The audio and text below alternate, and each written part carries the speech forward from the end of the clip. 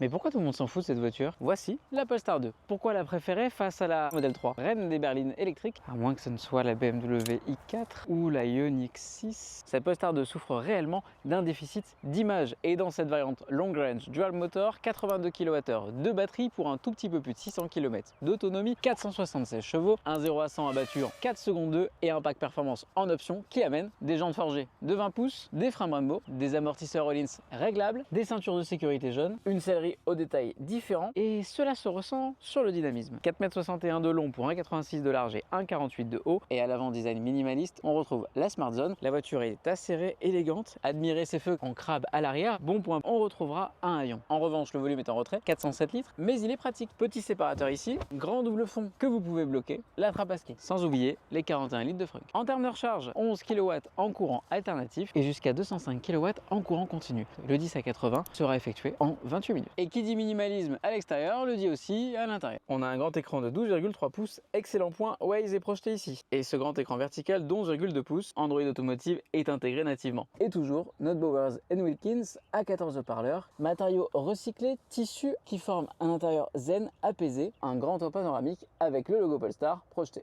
Le reste est élégant, un joli levier, quelques commandes présentes ici, un port de recharge à induction, des prises USB dissimulées. Le sens du détail. L'interface est relativement simple, clairement cette fonction retour, ça vous ferait pas penser à un iPad vous? Le pack performance a son propre menu avec la possibilité de faire des launch control, un intérieur à l'ancienne orienté vers le conducteur. Finalement, on a presque l'impression d'une détox d'écran. Dommage que le CarPlay soit filaire. La bonne surprise vient même des tarifs qui ont été réajustés, abaissés, débutant ainsi à 40 900 € et dans cette version à 59 500. Cette Polestar 2 est à considérer si vous aimez le plaisir de conduite. Si vous êtes plutôt team recharge rapide ou grand volume de coffre, ce ne sera pas la voiture pour vous. Dites-moi en commentaire ce que vous pensez de cette Polestar 2.